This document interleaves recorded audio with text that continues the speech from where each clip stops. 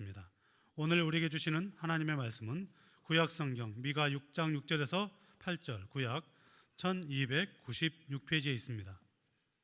구약성경 미가 6장 6절에서 8절 말씀까지 우리가 함께 읽겠습니다. 내가 무엇을 가지고 여호와 앞에 나아가며 높으신 하나님께 경배할까? 내가 번제물로 1년 된 송아지를 가지고 그 앞에 나아갈까? 여호와께서 천천의 순양이나 만만의 강물 같은 기름을 기뻐하실까? 내 허물을 위하여 내 맏아들을, 내 영혼의 죄로 말미암아 내 몸의 열매를 드릴까? 사람아, 주께서 선한 것이 무엇임을 내게 보이셨나니 여호와께서 내게 구하시는 것은 오직 정의를 행하며 인자를 사랑하며 겸손하게 내 하나님과 함께 행하는 것이 아니냐. 아멘. 예담성가대 찬양으로 하나님께 영광 돌리겠습니다.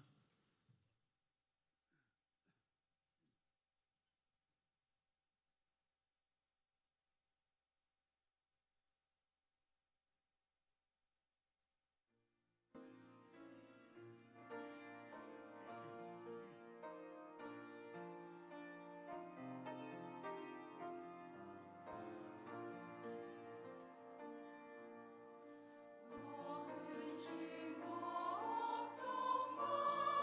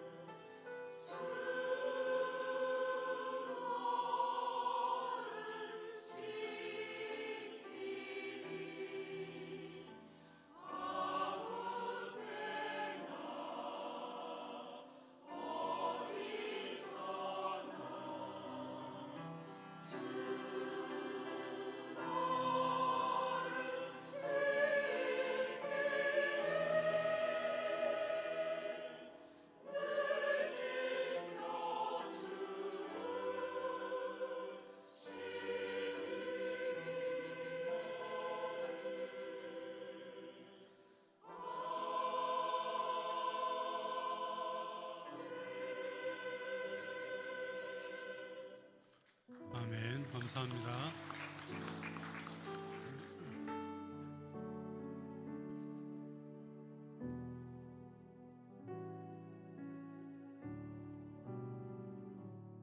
기도드리겠습니다. 우리를 변함없는 사랑으로 지키시고 보호하시고 인도하시는 전능하신 하나님 아버지 고맙습니다. 한 주간도 그 은혜 가운데 살아왔고 오늘도 우리가 구원 얻은 백성임을 기억하며 예배드리게 하시고 또한 예배 가운데 예물을 우리 아버지 앞에 구별하여 드릴 수 있도록 은혜 주시니 감사합니다. 하나님께서 우리가 드린 이 예물을 기쁘게 받아주시고 주님의 그 기뻐하신 일들을 위하여 하나님의 영광을 위하여 사용하여 주시옵소서. 하나님 또한 우리의 삶을 주께서 은혜로 붙잡아 주셔서 주심이 넘치게 하시고 또한 주신 것들로 나누며 베푸는 은혜의 삶을 함께 누리며 살아갈 수 있도록 은혜를 더하여 주시옵소서. 하나님 아버지 복된 성일에 주신 은혜에 감사하며 섬기는 많은 손길들을 주 앞에 일일이 올려드립니다. 찬양단의 찬양을 기쁘게 받으시고 성가대의 찬양을 받아주시니 감사합니다. 추운 날씨 가운데서도 성도들 사랑하는 마음으로 주차 안내를 하고 차량으로 운행하며 또한 주방에서 그리고 예배 안내로 방송실과 재정부에서 수고하는 모든 손길들이 복되게 하시고 특별히 우리 자녀들을 위해서 사랑과 기도와 말씀으로 섬기는 교사들에게도 기쁨이 넘치게 하여 주시옵소서. 환절기로 이제 날씨가 변해가는 가운데 우리 부모님들을 주께 맡기며 부탁합니다. 교회 어르신들을 주님께 맡깁니다. 주여 강건케 하시고 남은 생애가 더욱 복되게 하시고 주님과 동행하며 천국 소망 붙들고 살아갈 수 있도록 은혜를 더하여 주시옵소서. 우리의 자녀들이 믿음으로 굳세게 살게 하시고 하나님의 나라와 영광을 위해서 선한 자리에 쓰임받게 하시며 하나님 또한 새 학기가 시작될 때 좋은 사람들 만나는 또한 좋은 사람 되어지는 복된 자녀들 되게 하여 주옵소서. 말씀을 주신 하나님 아버지 고맙습니다. 이 시간도 주의 말씀을 듣기 위하여 우리의 마음을 조아리며 겸손하게 은혜를 구하오니 하늘의 문을 열어주시옵소서. 은혜와 생명의 말씀을 우리의 심령에 부어주시옵소서. 부족하고 연약한 종을 주께서 은혜로 감싸주셔서 하나님의 귀한 말씀을 바르게 전할 수 있도록 도와주시옵소서. 예수님의 이름으로 기도하옵나이다. 아멘. 할렐루야. 복된 주일입니다. 우리 하나님의 크신 은혜가 이 주일 예배 자리에 나온 우리 모두 가운데 풍성하게 넘치기를 주님의 이름으로 축복합니다. 올해 우리 교회 주제가 함께하는 교회인데 이웃과 열방과 다음 세대와 그리고 하나님과 함께하는 교회입니다. 그동안 우리가 들었던 설교들의 내용을 보면 다 이것과 연관되어 있습니다. 그래서 지난주에도 하나님과 함께하는 교회, 그래서 하나님이 기뻐하신 일이 무엇일까라고 하는 말씀들을 함께 나누었습니다. 오늘도 역시 하나님과 함께하는 교회와 관련되어 예배에 대한 내용들을 살펴보도록 하겠습니다. 예배, 오늘 우리가 살피려고 하는 이 예배는 예배의 어떤 역사, 또 예배의 어떤 형식, 예배의 어떤 내용 이런 것들과 관련된 것은 아니고 예배에 있어서 가장 핵심적인 것이 무엇인가? 바로 예배를 드리는 우리인데 우리가 예배자로 살아간다는 것이 무엇인지, 우리의 예배자로 살아가는 삶이 하나님 앞에 어떻게 예배로 드려져야 하는지라고 하는 것들을 함께 본문 말씀을 통해서 살펴보도록 하겠습니다. 주님께서 2000년 전 이 땅에 오셔서 제자들을 부르셨습니다. 그때 주님께서 제자들 부르신 그 부름의 목적이 있으셨겠죠. 또 2000년이 지난 우리 오늘 이 시간 주님께서 우리를 또한 불러주셨습니다. 주님께서 부르셨다면 주님께서 부르신 목적이 있을 것입니다. 2000년 전 제자들을 부르셨던 주님의 그 목적과 오늘 우리를 부르신 주님의 목적은 다르지 않습니다. 왜냐하면 부르신 주님이 한 분이신 주님이시고 그분은 어제나 오늘이나 영원토록 변함이 없으신 분이시기 때문입니다. 그러므로 예수님께서 부르셨던 제자들도 마찬가지고 오늘 우리도 주님이 나를 불러주셨다. 그러면 나를 불러주신 그 부르심의 이유가 무엇일까를 생각해야 하고 그 부르심의 이유를 우리는 어디서 찾아야 하는가? 하나님의 말씀에서 찾아야 합니다. 하나님의 말씀을 따라 살아갈 때 우리 삶의 자리에 하나님의 나라가 세워지고 주님의 그 부르심의 목적이 아름답게 드러나는 것이죠.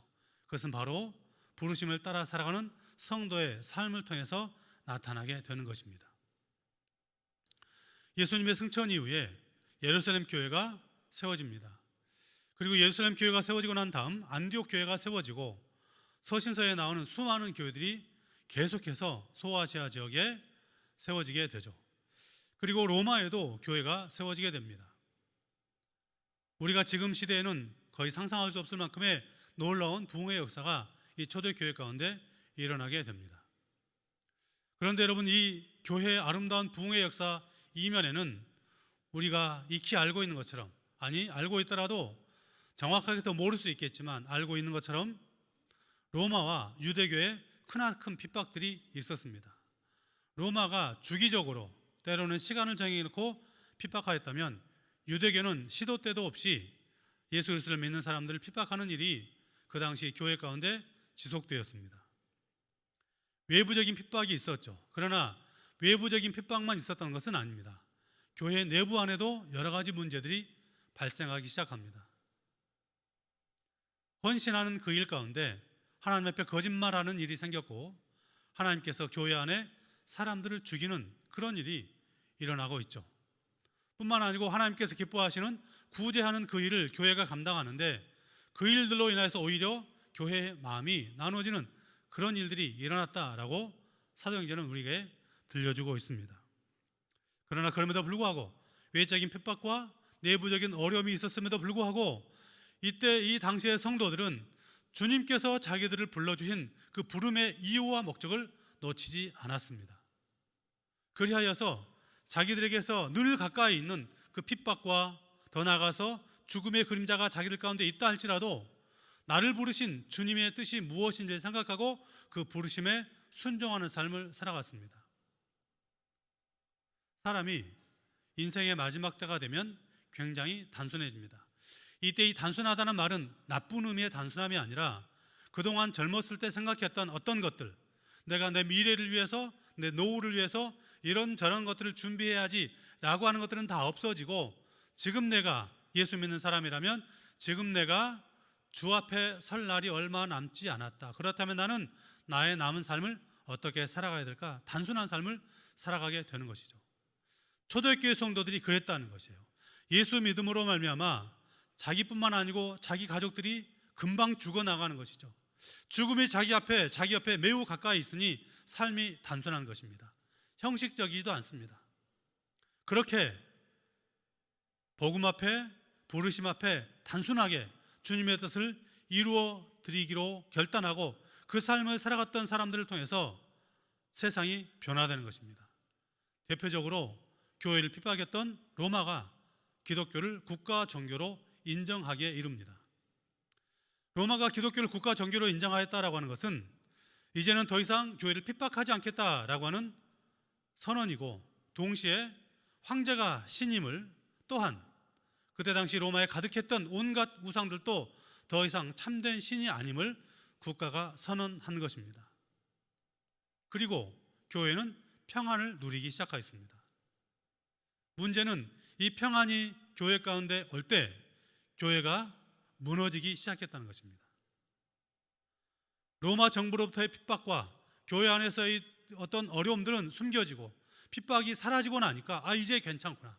그리고 교회 안에 국가 종교가 되니 황제가 교회를 국가 종교로 인정하니 그 안에 수많은 권력자들이 몰려들기 시작했고 더하여서 그 권력자들에게 붙어서 그들로 인하여서 얻을 유익들을 생각하는 사람들이 교회 안에 들어오면서 교회는 그 과거에 찬란했던 하나님 나라를 세워가는 성도 다음의 모습을 점점 상실하여서 타락의 길을 걷기 시작한 것입니다. 이 모습은 과거 이스라엘 백성들이 광야를 행진하였던 모습과 거의 흡사합니다. 이스라엘이 애굽을 나와 광야 40년의 삶을 살아가고 그리고 가나안을 정복하는 과정을 보십시오.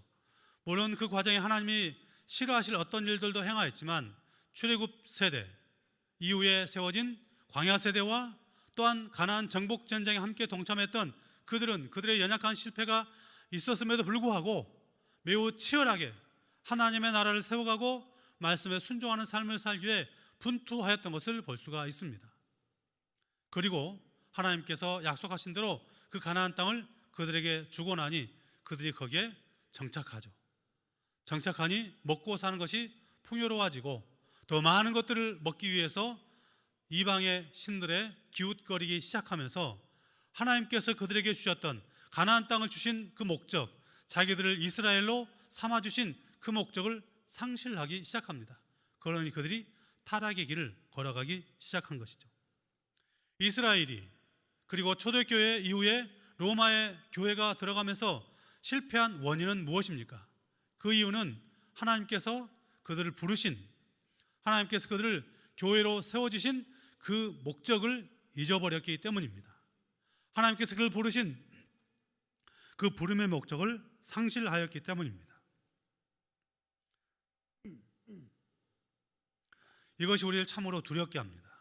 왜 그렇습니까?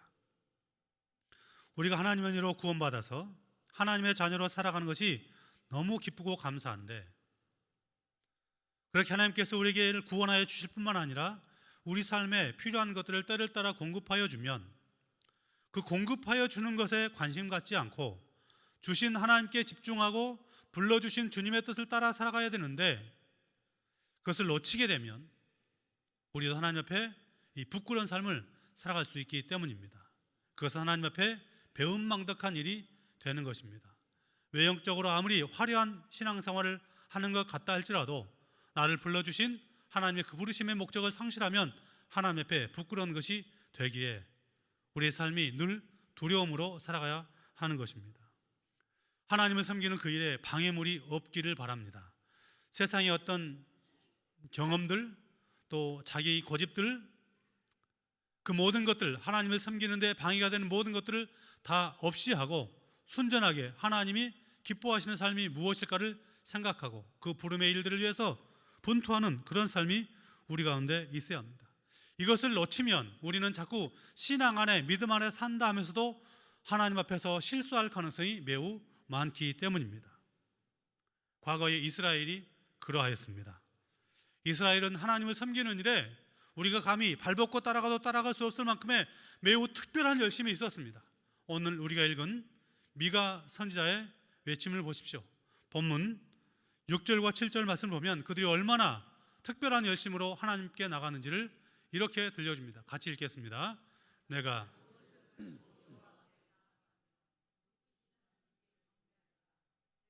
번제물로 1년 된 송아지를 가지고 그 앞에 나아갈까? 여호와께서 천천의 순양이나 만만의 강물 같은 기름을 기뻐하실까? 내 허물을 위하여 내 맏아들을 내 영혼의 죄로 말미암아 내 몸에 열매를 드릴까? 내가 무엇을 가지고 여호와 앞에 나가며, 그러니까 하나님 앞에 제사 드릴 때, 오늘 우리로 말하자면 예배를 드릴 때 어떻게 하면 하나님이 이 제사를, 제물을, 예배를 받으실까? 내 몸을 드릴까?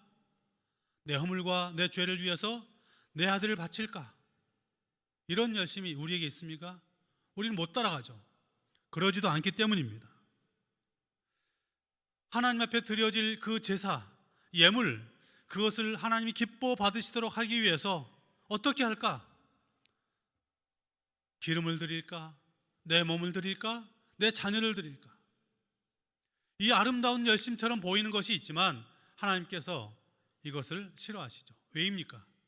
이들이 제사를 드리는 그 제물, 하나님이 그것을 기뻐하실 것을 생각하고 거기에는 관심을 가졌지만 정작 제사를, 절기를, 안식일을 요구하시는 하나님의 본래의 그 마음을 놓치고 있었기 때문입니다.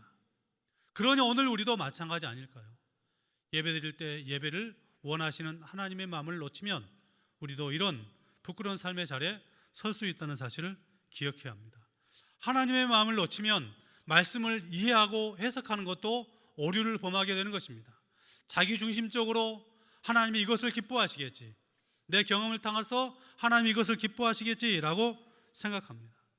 이스라엘 백성들의 오해는 제사, 또 제물, 안식일, 절기, 그것만 하나님께서 기뻐하신다고 생각했던 데 있습니다. 하나님께서 우리 인생을 부르시고 우리를 창조하시고 부르시고 이 땅의 삶을 살게 하시는 이유가 있습니다. 그것은 하나님께서 우리에게 주신 이 땅의 삶을 살아가면서 우리에게 주신 삶의 자리에서 예배드리는 그 시간뿐만 아니고 삶의 모든 자리에서 하나님이 나를 부르신 그 소명자로서 청지기로서 살아가도록 하시기 위해서 우리를 부르셨습니다. 그래서 우리는 그 모든 삶을 통틀어서 예배, 이렇게 말할 수 있죠. 이 예배가 무엇입니까? 첫 번째는 우리가 잘 알고 있는 것처럼 이스라엘이 제사 드리는 것처럼, 절기를 지키는 것처럼, 안식일을 지키는 것처럼, 오늘 우리가 시간을 정해서 공예배를 드리는 것처럼 바로 이 시간의 예배를 말합니다. 이 잘 드려야죠. 그러나 이것으로만 끝나지 않습니다. 삶의 모든 자리에서도 하나님은 우리가 예배자로 살아가기를 원하고 계십니다. 이스라엘은 그것을 놓쳤습니다. 오늘 우리도 그럴 수 있습니다. 우리가 드리는 이 시간에 이 예배는 너무 소중히 여기죠. 옷을 정갈하게 입고 하나님 앞에 드릴 예물을 준비하고 이 시간 정신을 차리고 하나님 말씀 듣기 위해서 집중합니다. 그러나 과연 그만큼, 그 마음만큼 우리는 나머지의 날들과 시간도 하나님 앞에 드려지는 제물로, 예배로 살아내고 있는가?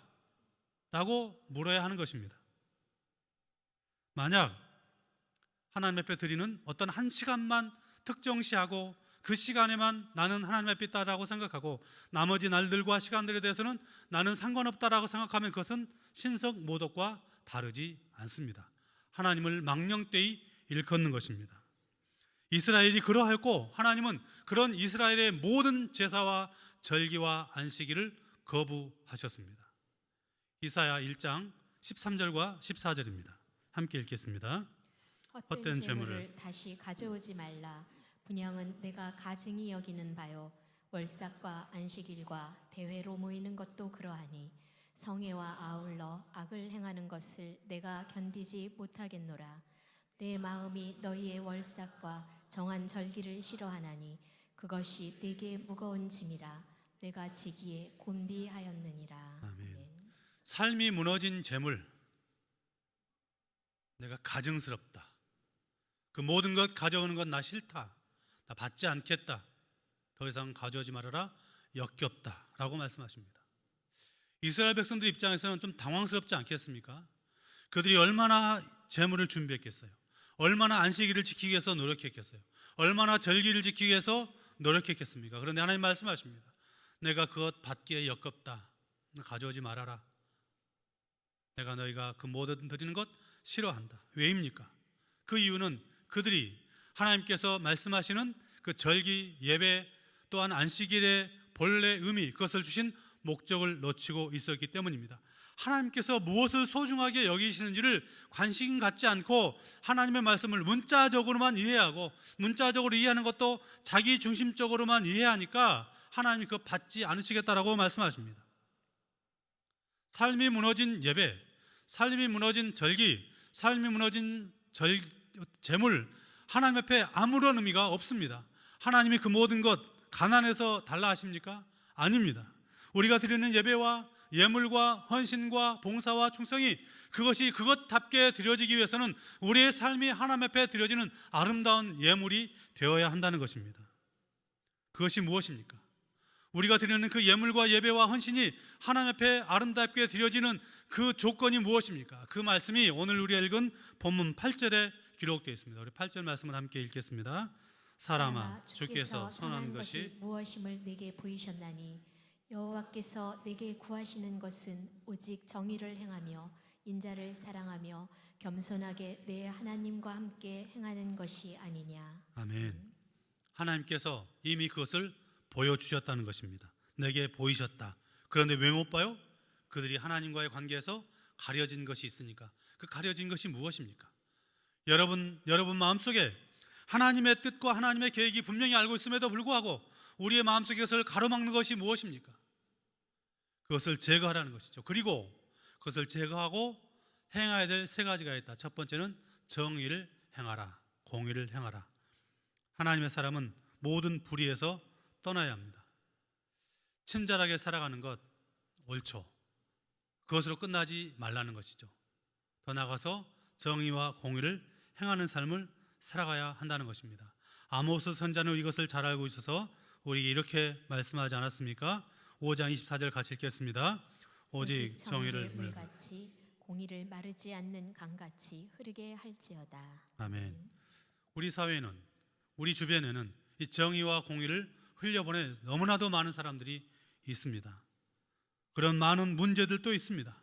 인종차별의 문제, 이주 노동자들, 또 다문화 가정, 소외된 자들, 또 우리 주변의 사람들에게서 버림받은 것 같은 그런 사회의 어떤 밑바닥을 살아가는 것 같은 사람들, 때로는 우리가 싫어하는 어떤 일을 행하는 사람들, 과연 그들에게 우리는 어떤 삶을 살아가는지를 오늘 본문은 묻고 있는 것입니다.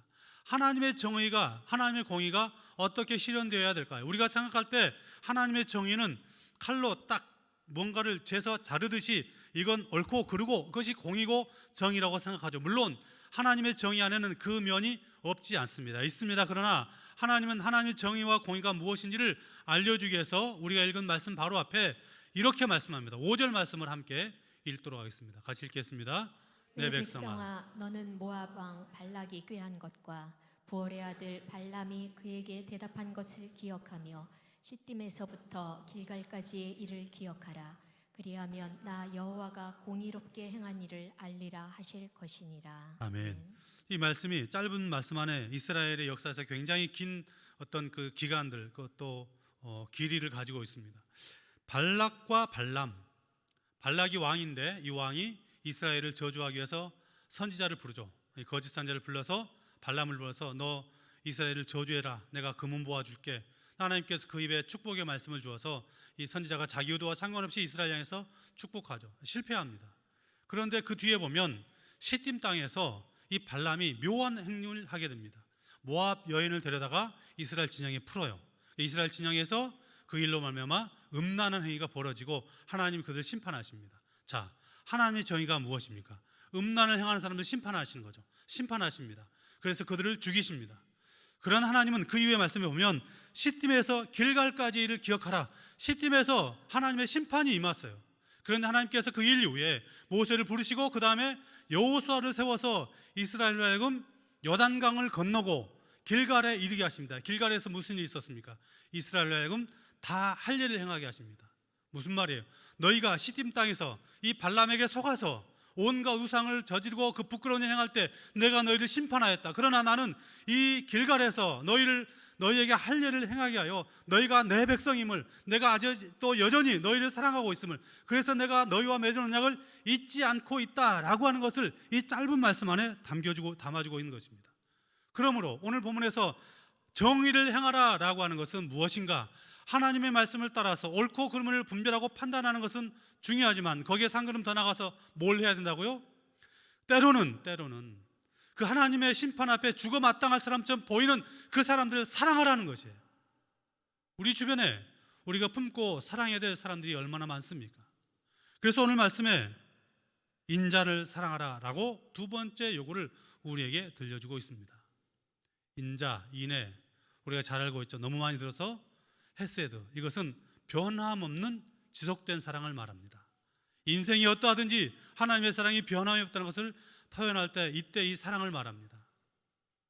하나님의 사랑이 그러해야 한다는 것, 그러했고 또 오늘 우리의 사랑도 그래야 한다는 것입니다. 주님은 그래서 우리에게 이것을 알려주기 위해서 우리가 흔히 말하는 선한 사마리아인의 비유를 우리에게 들려주지 않았습니까?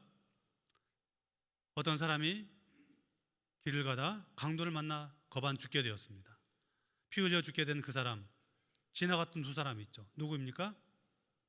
제사장과 레위인. 그들은 그 죽어가는 사람을 모른 척하고 지나갑니다. 그런데 사마리아인이 지나가다가 그를 발견하고 가던 길을 돌아서서 그를 치료하고 여관에 맡기죠. 주님이 묻습니다. 이 중에 누가 강도 만난 자의 이웃이냐? 주님, 도와준 그 사람입니다. 그래, 너도 이와 같이 하라. 그리하면 너희가 살리라. 사랑한다는 것은 바로 이것입니다.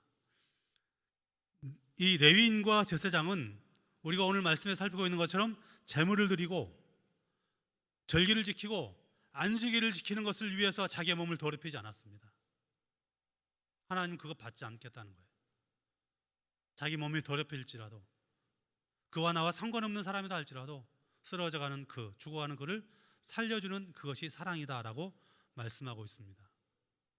단순하게 언젠가도 말씀드린 적이 있는지 모르겠는데 주일날 교회를 나오다가 운전하고 오는데 누가 쓰러져 있어요. 아내가 성가대 서야 되는데 저 사람 도와주면 성가대도 못 서고 병원 데려다주고 왔다 갔다 하다 보면 예배도 못 드리면 어떡하지? 그때 뭘 해야 될까요? 모르겠다. 에라 모르겠다.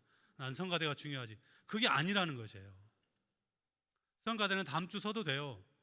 그 사람 내가 돌봐야죠. 그게 진짜 예배이고 삶의 자리에 사랑을 드러내는 증거가 되는 것입니다. 이렇게 설교했더니 어떤 청년이 예전에 있대.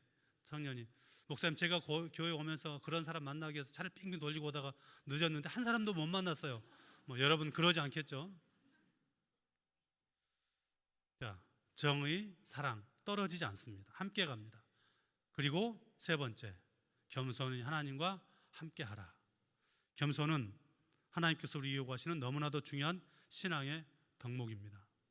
겸손 없이는 하나님과 함께할 수 없기 때문입니다. 불쑥불쑥 분노하고 교만한데 어떻게 하나님과 동행할 수 있겠습니까? 저는 92년도부터 전도사 생활하면서 지금 긴 시간 동안 목회자로 살아오면서 이 겸손의 모습을 잃어버리면서 자기만 자랑하고 자기 드러내고 자기 의만 드러내서 공동체를 주변의 사람들이 힘들게 아프게 했던 사람들을 너무나도 많이 보았습니다. 때로는 하나님의 이름을 말하고 성경의 여러 가지 말씀들을 동원해서 내 주장이 옳다 보아라 성경이 이렇게 말하고 있지 않느냐라고 해서 다른 사람들의 의견을 묵살하고 자기만 옳다고 주장하는 사람들 말입니다. 그런 사람들과 어떻게 하나님이 동행할 수 있겠습니까? 사랑하는 성도 여러분, 하나님과 동행하며 하나님께서 기뻐하시는 삶을 살아갈 수 있기를 바랍니다. 지금 이스라엘은 하나님의 마음을 기쁘게 하지 못하였습니다. 그래서 선지자가 그것 아니다라고 말합니다. 하나님이 기뻐하시지 않는 모든 종교적인 행위 하나님이 가증히 여기시고 싫어하시고 질책하십니다. 마태복음 23장 23절 함께 읽겠습니다. 하있을진저 외식하는 서기관들과 바리새인들이여 너희가 박하와 회향과 근처의 11조는 들이되 율법에 더 중한 바 정의와 긍휼과 믿음은 버렸도다. 그러나 이것도 행하고 저것도 버리지 말아야 할지니라. 아멘. 율법에 중한 바 율법을 너희가 지켰어요. 박하 회향 근처의 11조 율법 다 지켰어요. 지켰는데 그것보다 더 중요한 것이 있다. 그게 뭐예요? 오늘 우리가 읽었던 말씀과 같은 정의와 긍휼과 믿음 버린 것, 나 그거 받지 않겠다라는 것이에요. 너 싫어한다. 그렇게 종교적인 어떤 것들을 하는 것도 너무 당연하지만 그것보다 더 중요한 것, 이것이 함께 있을 때, 정의와 사랑과 겸손함이 있을 때 이 두 개가 하나님 앞에 드려진다라고 오늘 성경은 우리에게 말씀하고 있습니다. 사랑하는 여러분, 우리의 믿음의 자리를 다시 돌아보기를 바랍니다. 조금씩 수정하는 정도로 끝내지 마시고 혹시 말씀을 읽으면서 말씀을 들으면서 내 안에 혹시 부끄러움은 없는가 돌아보고 삶의 자리부터 근본적으로 뿌리째 바꿔가는 그런 결단이 우리 가운데 있기를 바랍니다. 그것이, 그 삶이 우리 가정을, 우리 직장을, 우리가 몸담고 있는 이웃들을 바꾸는 것이고 거기에 하나님 나라가 세워지는 것이고 그 삶을 살아가는 그가 바로 선교적 삶을 살아가는 선교사가 되는 것입니다. 사랑하는 여러분, 이 한 주간도 온전한 삶의 예배자로 승리할 수 있기를 축복합니다. 하나님이 기뻐하시는 삶을 살아갈 수 있기를 바랍니다. 정의와 사랑과 하나님과 동행하는 겸손의 삶을 살아갈 수 있기를 바랍니다. 이웃들의 신음과 아픔을 외면하지 마십시오. 우리 주변에 소외된 자들이 너무 많습니다. 가진 자 편에 서는 것이 아니라 하나님 편에 서서 하나님이 주목하시는 그 한 사람에게 주목하며 살아갈 수 있기를 바랍니다. 고아와 과부를 돌보시는 하나님의 마음으로 살아가십시오. 다문화 가정과 외국인 노동자들, 독거노인들, 소년 소녀 가장들, 우리 주변에 우리가 사랑의 손길을 펼칠 이들이 얼마나 많이 있습니까? 그들을 섬길 때 우리가 드리는 예배, 우리가 드리는 기도, 헌신과 충성은 아름다운 것이 되는 것입니다.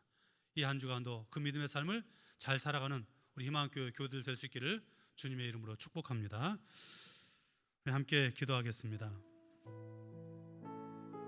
하나님께서 우리를 사랑하시는 사랑으로 우리도 사랑하는 삶을, 사랑을 행하는 그런 삶을 살게 해달라고 기도하십시오. 이 삶을 살아갈 때 하나님 앞에 겸손하게 하시고 하나님과 동행하는 믿음의 삶을 살아갈 수 있도록 도와달라고 기도하시고 하나님, 우리 주변에 신음하는 자들, 소외된 자들, 때로는 삶의 끝자락에 서 있는 사람들, 취약계층들, 또 외국인 노동자들, 어려움과 고통 가운데 밤잠을 설치며 눈물 흘리는 그 사람들, 그들이 우리의 눈에 보여지게 하시고 또한 그들에게 우리의 손길이 미쳐지게 하시고 주님의 사랑으로 그들을 섬기게 해달라고 함께 기도하시고, 몸이 아픈 분들 가슴에 손을 얹고 하나님의 도우심이 우리 가운데 있기를 위해서 다 같이 주여 한 몸을 쉬고 다 같이 기도하시겠습니다. 주여, 하나님 아버지, 하나님의 은혜와 사랑을 감사합니다.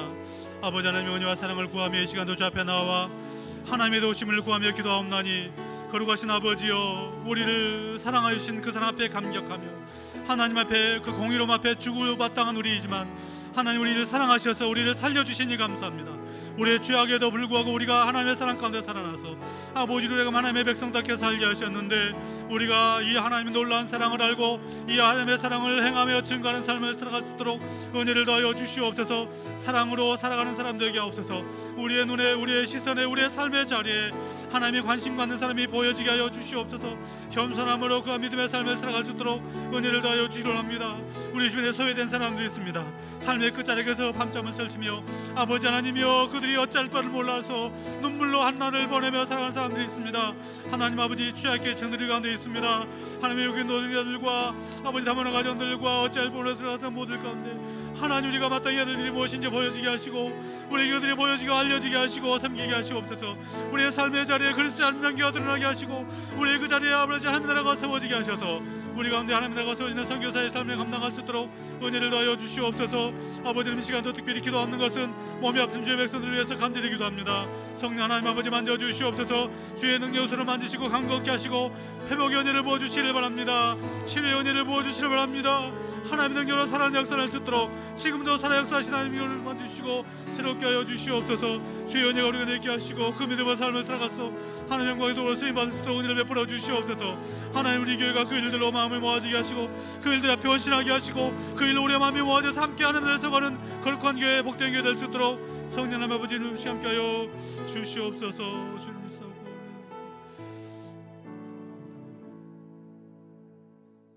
하나님 아버지, 하나님의 그 공의로움 앞에 우리는 죽어 마땅한 사람이지만 하나님, 우리를 외면하지 않으시고 그 사랑으로 우리를 품으셔서 이 땅에 삶을 구원 얻은 자로 살게 하시니 감사합니다.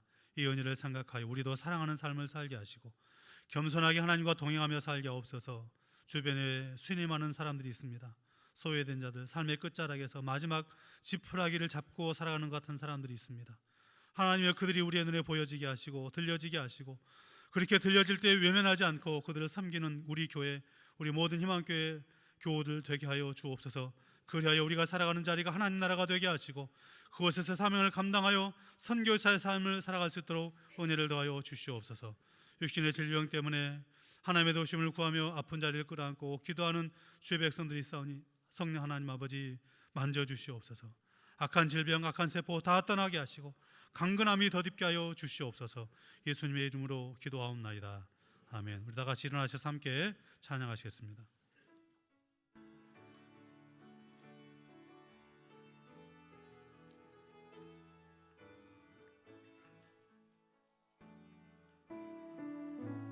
민족의 가슴마다 피 묻은 그리스도를 심어 이 땅에 부르고 부른 그리스도의 계절이 오게 하소서.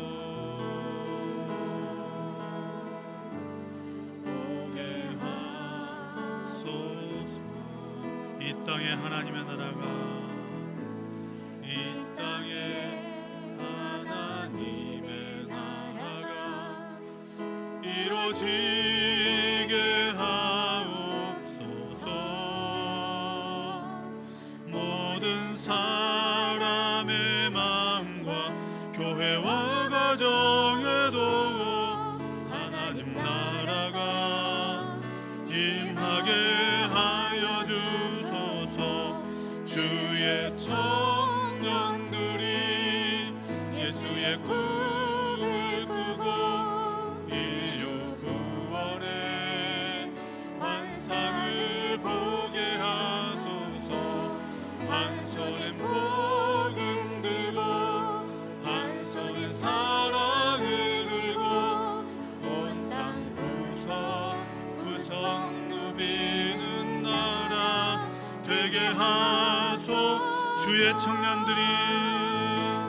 주의 청년들이 예수의 꿈을 꾸고 인류 구원의 환상을 보게 하소서.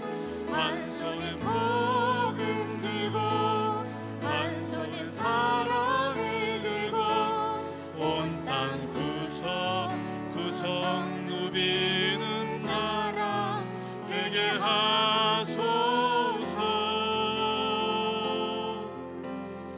아멘.